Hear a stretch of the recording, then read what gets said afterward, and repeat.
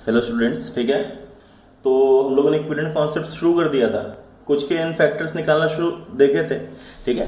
और लास्ट तुम्हारा जो एन फैक्टर हम लोग निकालेंगे that is an factor for redox reaction, तुम्हारा जो मोस्ट इंपॉर्टेंट मैक्सिमम क्वेश्चंस जो तुम्हारा आता है वो इसी से आता है कि n factor for redox reaction में एक सब्सटेंस का एन फैक्टर कैसे निकालोगे वो, ठीक है। तो एन फैक्टर अगर तुम एक रिडॉक्स रिएक्शन निकाल लो तो डिफाइन कैसे होता है, it is equals to number of moles of electrons पर मोल ऑफ अ सब्सटेंस, ठीक है। पर mole of substance getting oxidised और रिड्यूस्ड, ठीक है। पर mole of substance getting oxidised और रिड्यूस्ड, ठीक है। अब इसका मतलब क्या है जान दो। जैसे अगर मान लो ये रिएक्शन मैंने ले रखी है, इसको हम लोगों ने जब बैलेंस किया तो तुम लोगों ने क्या बोला था, पहले ऑक्सीडेशन हाफ रिएक्शन बनाई थी Fe2+ से Fe3+, और रिडक्शन हाफ रिएक्शन बनाई थी Cr2O7 से Cr3+, ठीक है। तो अगर मैं देखो इसको मैंने बैलेंस किया तो ये प्लस एक इलेक्ट्रॉन आ गया था, यहां पे मैंने क्या किया था 2 और 7H2O, और 7H2O के बाद 14H+ और 14H+ के बाद 6 और ये 12, तो यहां पे कितने आए थे 6 इलेक्ट्रॉन्स आए थे। आया समझ में? क्लियर है कि नहीं क्लियर है? ठीक है, आया समझ में। और फिर बैलेंस करते वक्त इसको मैंने क्या था इलेक्ट्रॉन्स इक्वलाइज किए तो ये क्या आया था 6Fe2+ से 6Fe3+ प्लस 6 इलेक्ट्रॉन, और ये वाली रिएक्शन एज इट इज रही थी, और फाइनल रिएक्शन लिख दी थी 6Fe2+ plus Cr2O7 plus 14H+ gives 6Fe3+ plus 2Cr3+ plus 7H2, ठीक है। अब चीज ध्यान दो, number of moles of electrons involve reaction में कितने आ रहे हैं, वो कितने आ रहे हैं 6, ठीक है। ध्यान दो, number of moles of electron involve reaction में लास्ट स्टेप से सबसे जस्ट पहले वाला स्टेप जब हम लोग इलेक्ट्रॉन्स इक्वलाइज करते थे उसमें कितने इलेक्ट्रॉन्स आ रहे हैं वो देखोगे, ठीक है। तो number of electrons involve in reaction ये कितने आ रहे हैं 6, ठीक है। अब एन फैक्टर निकालना है मुझे, तो एन फैक्टर कैसे डिफाइंड है, n factor is equals to number of moles of electrons, या फिर मैं बोलूं number of moles of electrons तुम्हारा कितना आ रहा है 6, तो n factor is number of moles of electrons involve पर मोल ऑफ सब्सटेंस। अब ध्यान दो, हमें जैसे मान लो Fe2+ का निकालना है, तो Fe2+ का निकालना है तो क्या आएगा Fe2+ के 6 मोल पे 6 मोल इलेक्ट्रॉन इन्वॉल्व, बोल सकता हूं 6 पे 6 इन्वॉल्व है, तो 1 पे कितना होगा 1, ठीक है। आया समझ, हमने देखा 6 मोल Fe2+ पे 6 मोल इलेक्ट्रॉन है, तो 1 पे कितना होगा 1, तो Fe2+ का एन फैक्टर कितना आएगा Cr2O7 का। Cr2O7 का अगर मैं देखूंगा तो Cr2O7 देखो 1 पे 6 इन्वॉल्व है, 1 पे 6 इन्वॉल्व है, तो एन फैक्टर कितना आ जाएगा 6। H+ का इससे नहीं निकलेगा क्योंकि H+ का ना ही ऑक्सीडेशन हो रहा है ना ही रिडक्शन, ये चीज ध्यान दो, इसमें सिर्फ इनका निकलेगा द सब्सटेंस गेटिंग ऑक्सीडाइज्ड और रिड्यूस्ड, ठीक है। H+ का ना ही ऑक्सीडेशन, देखो +1 यहां भी +1, ठीक है। Fe3+ का अगर मुझसे पूछा जाए तो 6 पे 6, तो 1 पे कितना इन्वॉल्व होगा 1। Cr3+ का बोला जाए 2 पे 6, तो 1 पे कितना इन्वॉल्व होगा 3, और H2O का फिर से इसका ना ही ऑक्सीडेशन हो रहा है ना ही रिडक्शन। तो तुमसे बोला जाएगा Fe2+ का एन फैक्टर इस रिएक्शन में कितना आ रहा है 1, Cr2O7 का 6, Fe3+ का 1 और Cr3+ का 3। क्लियर है कि नहीं क्लियर है? आया समझ में? ठीक है। तो इसी बेसिस पे अगर तुमसे बोला जाए find n factor of underlined atom, Cl2 gives Cl- plus ClO3- है, बेसिक मीडियम मान लो तुम्हारा बेसिक मीडियम है, इसमें तुमसे क्या बोला गया है, इनका तुम्हें एन फैक्टर निकालना है इन तीनों का। एक बार इसको करके देखो, ठीक है। तो वीडियो पॉज करो, इसको अटेम्प्ट करो। तो क्या करते थे, सबसे पहले इसको स्प्लिट किया, ऑक्सीडेशन हाफ रिएक्शन है Cl2 gives ClO3-, reduction half reaction है Cl2 गिव्स Cl-, बैलेंस किया 2 6 और कितना आ जाएगा भाई, ये आया 12H+, और 12H+ आया 2Cl- यहां हो गया 12H+ आया, तो क्या बोल सकते हैं मैं, सही ना, 2 6 12 OH- इधर ऐड कर दिए, 12 OH- इधर ऐड कर दिए। इलेक्ट्रॉन्स कितने आ गए 12, यहां पे 10 इलेक्ट्रॉन्स आ जाएंगे, ठीक है। और यहां पे कितना आ जाएगा 2 इलेक्ट्रॉन्स आ जाएंगे, ठीक है। क्लियर है? तो अगर फाइनली मैं बैलेंस करूंगा देखो क्या आएगा, देखो इसको 5 से मल्टीप्लाई करोगे, 5 से मल्टीप्लाई करोगे देखो क्या आएगा, Cl2 plus 6H2O plus 12OH minus plus 5Cl2 gives 2ClO3 minus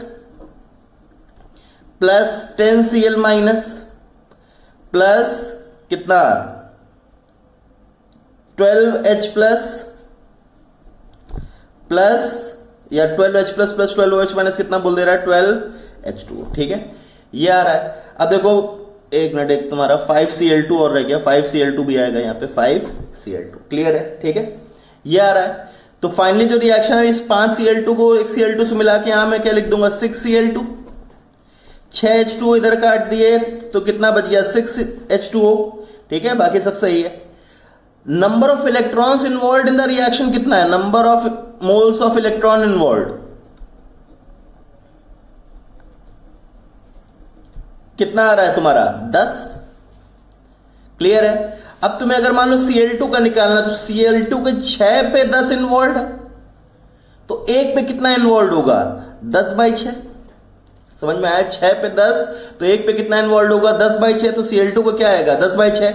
OH minus का नहीं, क्योंकि ना इसका ऑक्सीडेशन ना रिडक्शन।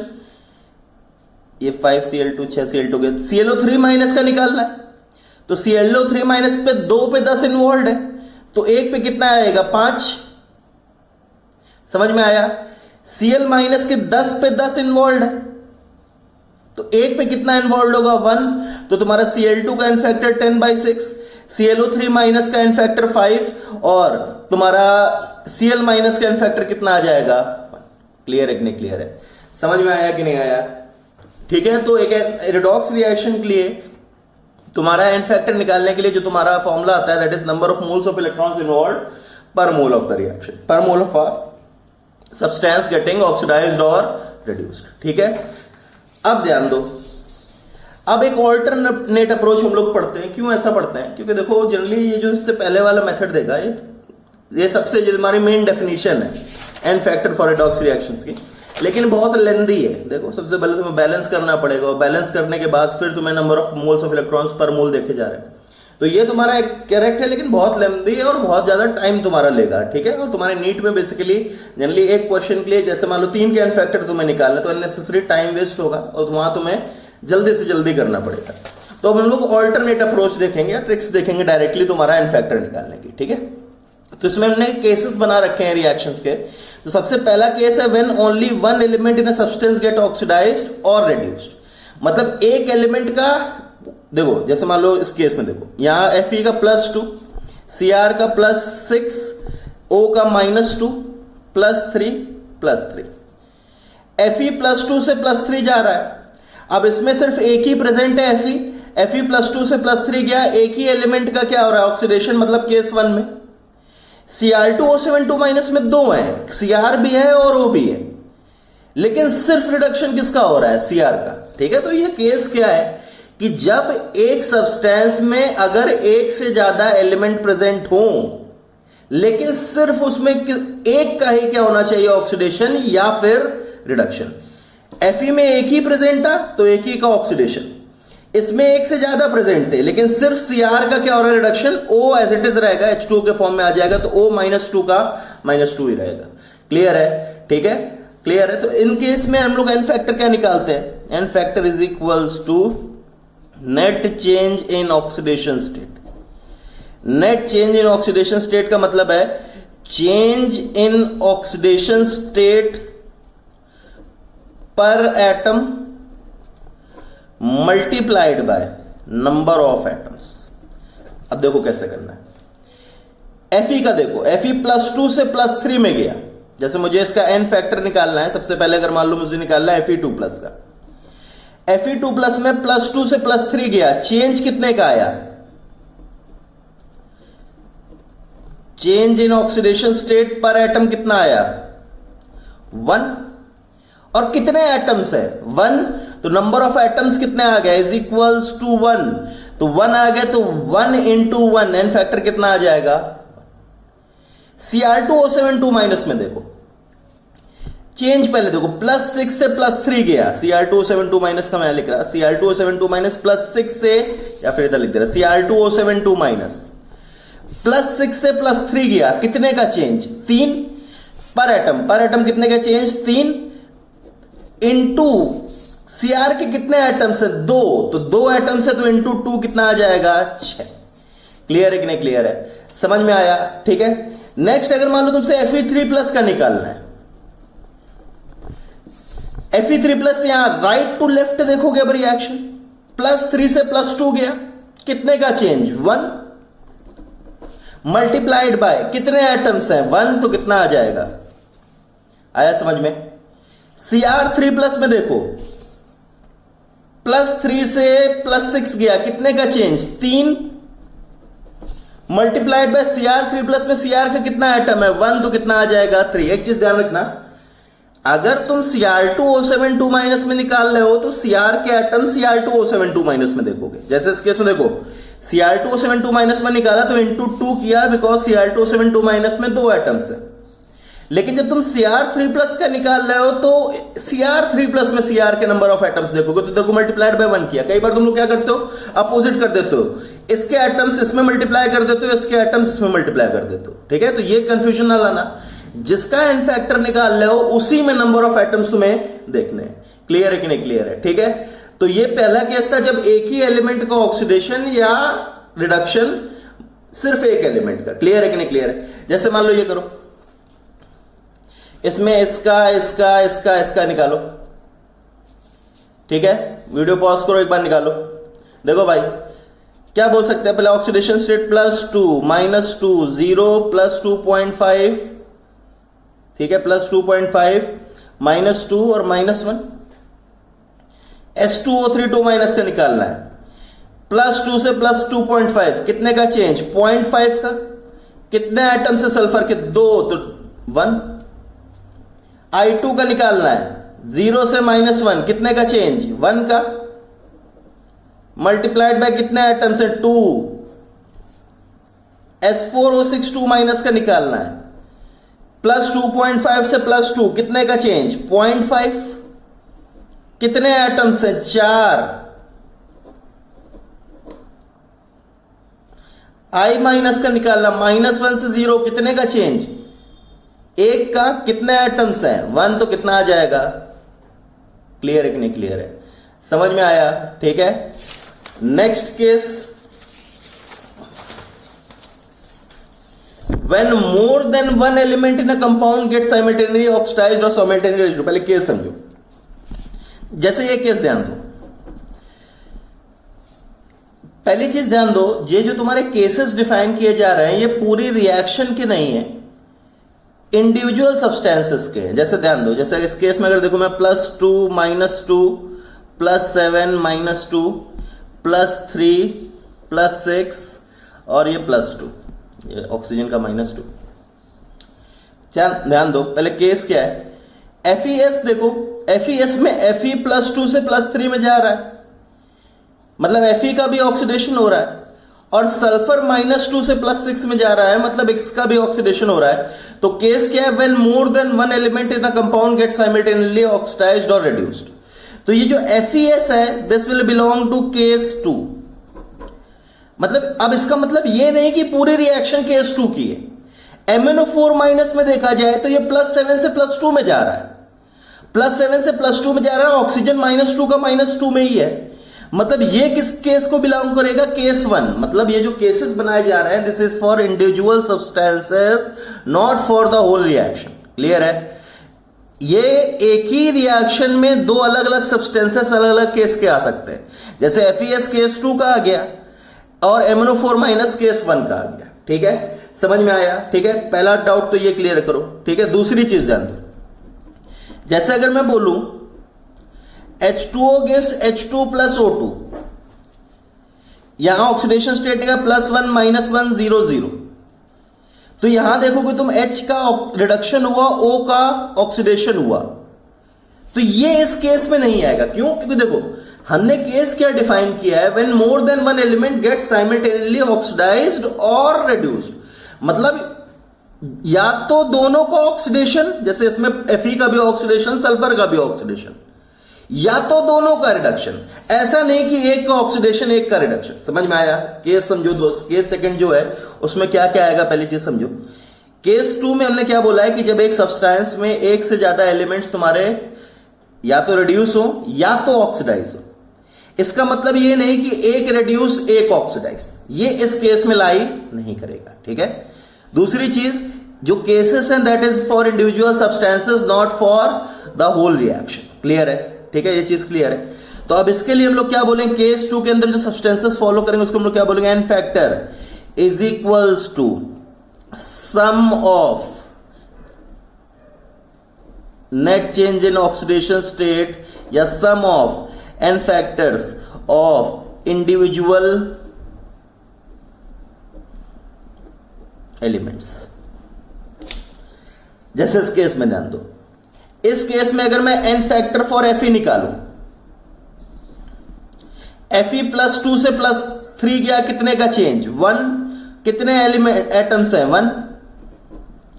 एन फैक्टर मैंने सल्फर का निकाला, -2 से +6 गया, कितने का चेंज, 8। 4 का नहीं है, ध्यान रखना, -2 से +6 गया तो 4 का चेंज नहीं, कितने का चेंज, 8 का चेंज। 8 इंटू सल्फर के कितने एटम्स है, 1। तो नेट एन फैक्टर क्या आ जाएगा तुम्हारा, n factor of Fe plus n factor of sulphur, मतलब कितना, 1 + 8 कितना आ गया, 9। समझ में आया, क्लियर है कि नहीं क्लियर है, ठीक है। अगर तुम्हें एक से ज्यादा एलिमेंट्स तुम्हारा ऑक्सीडाइज हो रहा है या रिड्यूस हो रहा है तो उसमें एन फैक्टर क्या निकालोगे, इंडिविजुअल एलिमेंट्स का एन फैक्टर निकालो और उसको ऐड कर दो। अच्छा, MnO4 माइनस का निकालना है इसमें मुझे, तो कैसे निकालोगे, तो केस 1 का है, +7 से +2 कितने का चेंज, 5। कितने एटम्स, 1। समझ में आया, क्लियर है कि नहीं क्लियर। MnO4 माइनस का एन फैक्टर कितना आएगा तुम्हारा, 5, ठीक है। ये वाला करो एक बार, इसमें तुम्हें FeC2O4 का निकालना है और MnO4 माइनस का निकालना है, एक बार करो, ठीक है। पहले बताओ कौन सा किस केस को बिलोंग करेगा, फिर अच्छा मैं ये लिख देता हूं। अच्छा, ये चीज ध्यान रखो, अब C2O4 2- इज ऑक्सलेट आयन, ठीक है, ये धीरे धीरे आयन से याद करते जाओ। C2O4 2- is oxalate ion, MnO4 minus is permanganate ion, ठीक है, धीरे धीरे याद होने चाहिए तुम्हें, ठीक है। C2O4 2- is oxalate ion and MnO4 minus is permanganate. Oxidation state निकालिए, +2 +3 -2 +7 -2 +2 +4 -2 +3 करो एक बार। FeC2O4 में कौन से केस को पहली बात बिलोंग कर रहा है, केस 2। केस 2 को बिलोंग कर रहा है तो n factor is equals to n of Fe plus n factor of C। Fe का बताओ भाई, +2 से +3 गया, कितने का चेंज, 1। मल्टीप्लाइड बाय कितने एटम्स है, 1। प्लस कार्बन का +3 से +4 गया, कितने का चेंज, 1। मल्टीप्लाइड बाय कितने एटम्स हैं, 2। तो 1 + 2 कितना आ जाएगा, 3। समझ में आया। अगर तुमसे बोला जाए MnO4 माइनस का, पहले बताओ कौन से केस को बिलोंग कर रहा है, केस 1। केस 1 मतलब एन फैक्टर बताओ भाई, MnO का ऑक्सीजन का तो कुछ हो नहीं रहा है, Mn +7 से +2 गया, कितने का चेंज, 5। मल्टीप्लाइड बाय कितने एटम्स, 1, तो कितना आ गया, 5। समझ में आया, क्लियर है कि नहीं क्लियर है, ठीक है। अब केस 3 आता है व्हेन डिस्प्रपोर्शनेशन टेक्स प्लेस। जैसे मान लो ये Cl2 का, फिर से पहली चीज बताओ ये कौन कौन से केसेस में, ये चीज ध्यान दो। Cl2 0 -1 +5, तो Cl2 का डिस्प्रपोर्शनेशन हो रहा है, तो ये किस में आएगा, केस 3 में। ये किस में आएंगे दोनों, केस 1 में। क्लियर है, क्योंकि इनका सिर्फ एक ही एलिमेंट का ऑक्सीडेशन या एक ही एलिमेंट का रिडक्शन। तो जब तुम्हारा क्या है, केस 3 की हम बात करेंगे तो हम लोग क्या बोलेंगे, सबसे पहले हम लोग क्या निकालेंगे, एन रिडक्शन निकालो। तो एन रिडक्शन क्या, जैसे मान लो Cl2 का रिडक्शन, पहली बात मैं इसको रिडक्शन ऑक्सीडेशन अलग लिख देता हूं। Cl2 से Cl माइनस रिडक्शन और Cl2 से ClO3 माइनस ऑक्सीडेशन। तो एन रिडक्शन कितना आएगा, देखो भाई, 0 से -1 कितने का चेंज, 1। मल्टीप्लाइड बाय कितने एटम्स, 2। तो एन रिडक्शन कितना आ गया, 2। एन ऑक्सीडेशन निकालो भाई, 0 से +5 कितने का चेंज 5 मल्टीप्लाइड बाय कितने एटम्स 2 तो 10 और फाइनली 1/n नेट फॉर्मूला ध्यान रखो 1/n net is equals to 1/n reduction plus 1/n oxidation. ठीक है, आया समझ में? मतलब अगर मुझे 1/n net is equals to क्या आ जाएगा 1/n रिडक्शन कितना है 2 प्लस 1/10 तो ये क्या आ जाएगा 1/n net is equals to कितना है भाई 10 और ऊपर कितना है 6। ठीक है, तो n नेट यहां से क्या आ जाएगा 10/। समझ में आया? क्लियर है कि नहीं क्लियर है? ठीक है, तो अगर किसी का डिस्प्रपोर्शनेशन हो रहा है तो उसका पहले n रिडक्शन निकालो और n ऑक्सीडेशन निकालो और फाइनली तुम्हारा डिस्प्रपोर्शनेशन का फॉर्मूला क्या है 1/n net is equals to 1/n reduction plus 1/n oxidation.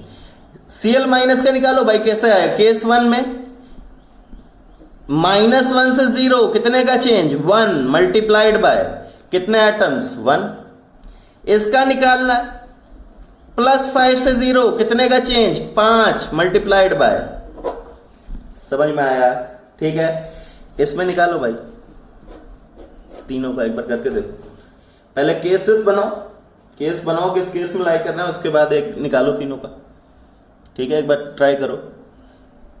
Oxidation state +4 -2 +7 -2 +2, ये कौन से केस में? ये दोनों। ठीक है, आया समझ में? क्लियर है? तो बताओ भाई MnO2 का निकालना है अगर, अच्छा पहले सबसे पहले MnO4 माइनस का अगर निकालना है तो बताओ भाई +7 से +4 कितने का change 3 multiplied by 1। Mn2 plus का निकालना है +2 से +4 कितने का चेंज 2 मल्टीप्लाइड बाय 1। MnO2 निकालना है तो MnO2 का सबसे पहले रिडक्शन निकालो, कितना आया +4 से +2 2, अब अलग अलग लिखने की जरूरत नहीं है।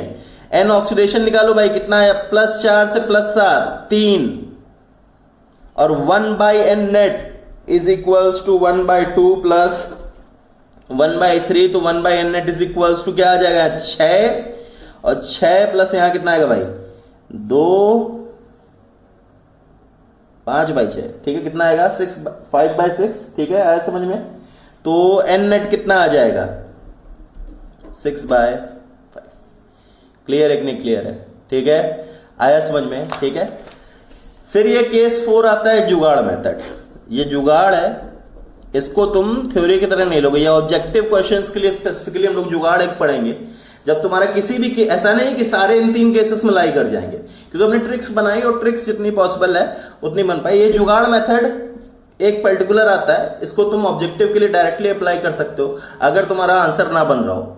ठीक है, तो ये कैसे पढ़ेंगे अभी थोड़ी देर बाद नेक्स्ट लेक्चर में इसको देखेंगे, इसके लिए कॉन्सेप्ट समझना पड़ेगा। ठीक है, लेकिन इसके बारे में चलो बाद में बात करते हैं। ठीक है, फिर आता है law of equivalence. Law of equivalence सबसे पहले नंबर ऑफ इक्विवेलेंस क्या होता है given weight upon equivalent wait. ठीक है, अब देखो नंबर ऑफ इक्विवेलेंट्स को मैं क्या बोल रखा हूं, मैंने क्या फॉर्मूला बनाया number given weight upon equivalent weight. तो number of equivalents is equals to मैं लिख सकता हूं given weight upon molar weight upon n factor, because equivalent weight is equals to molecular weight upon n factor. समझ में आया? तो यहां से नंबर ऑफ इक्विवेलेंट्स क्या आ जाएगा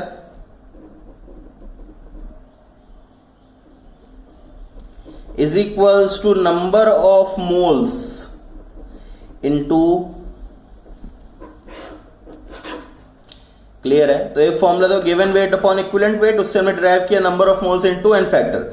चलो अगर मुझे मोलैरिटी के टर्म्स में लिखना है तो मोलैरिटी के टर्म्स में क्या लिख सकता हूं नंबर ऑफ मोल्स को मोलैरिटी इनटू वॉल्यूम लिख सकता हूं और molarity into volume into n factor क्या आ जाएगा।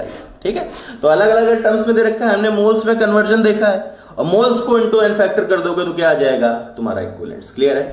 जैसे इनके निकालो भाई, find the number of equivalents in, सबसे पहला first 2 moles of NaOH, B 50 ml of 0.1 m H2SO4, C 50 ml of 40% weight by volume, grams पर ml में दे रखा है। Al2SO4 whole thrice 36.5 grams of HCl, 1/2 Na atoms of Cu और ये reaction है, redox reaction, इसमें इसका मास 56 ग्राम है Fe2 प्लस का, इसके MnO4 माइनस के 2 मोल्स हैं। तो एक बार निकालो, पहले 4 के निकालो, सबसे पहले फर्स्ट 4 के। तो बताओ भाई इसके number of equivalents, moles directly given है 2 इंटू बेस का n फैक्टर 1। इसका तुम्हें क्या गिवन है, नंबर ऑफ मोलैरिटी और वॉल्यूम। तो मोल्स निकाले 0.1 इंटू 50/1000 लीटर में रखोगे, और n फैक्टर H2SO4 का 1 भी हो सकता है और 2 भी हो सकता है, तो दोनों पॉसिबल है। अगर दोनों बोथ ए एंड बी वाला है तो दोनों वाले, लेकिन अगर एक ही ऑप्शन गिवन है तो मोर करेक्ट कौन सा हो जाएगा, सेकंड वाला। समझ में आया, क्लियर है कि नहीं क्लियर है? इसका बरा भाई, तो तुमसे अगर मोल्स निकाल लिए जाए तो तुमसे पता है 40 is equals to weight of Al2SO4 whole thrice upon volume into 100। तो वेट कितना आ जाएगा, 20 ग्राम। वेट अगर 20 ग्राम आ गया तो नंबर ऑफ इक्विवेलेंट्स निकालना है। Number of equivalents is equals to weight upon equivalent weight कितना, इसका मोलर मास देखो कितना है, 27 इंटू 2 54, और सल्फेट का 96 into 3, 6 3 18, 9 3 288 plus 54, 12 13 14 342 divided by n factor कितना आएगा भाई, Al2SO4 होल थ्राइस का सॉल्ट है तो नेट कैटायनिक या नेट अनायनिक चार्ज तो डिवाइडेड बाय 8। ये बताओ भाई नंबर ऑफ मोल्स कितने आ गए 1, और नंबर ऑफ मोल्स 1 आ गए तो number of equivalents is equals to n into n factor मतलब कितना आ गया 1। इसमें बताओ भाई नंबर ऑफ मोल्स कितने आ गए हाफ, और नंबर ऑफ मोल्स हाफ आ गए तो number of moles is equals to Cu के तुम्हारा n फैक्टर 1 भी हो सकता है, वैलेंसी कैन बी 1 और इट कैन बी 2। समझ में आया? F वाला देखो एक बार, F वाला खुद से करके देखो, करो भाई, ठीक है। n फैक्टर बताओ भाई सबसे पहले, Fe2 प्लस का सिर्फ एक ही एलिमेंट का ऑक्सीडेशन मतलब 1, इसका 5, तो नंबर ऑफ इक्विवेलेंट्स इसके कितने आ जाएंगे भाई, मोल्स कितने आ गए 1 इंटू 1, इसका कितना MnO4 माइनस का number of equivalents of MnO4 minus कितना आ जाएगा तुम्हारा 2 इंटू 5 मतलब कितने आ जाएंगे। क्लियर है कि नहीं क्लियर है? ठीक है, तो इसको हम लोग कल कंटिन्यू करेंगे, ठीक है। तब तक इस लेक्चर को ध्यान से पढ़ो, ठीक है। Thank you.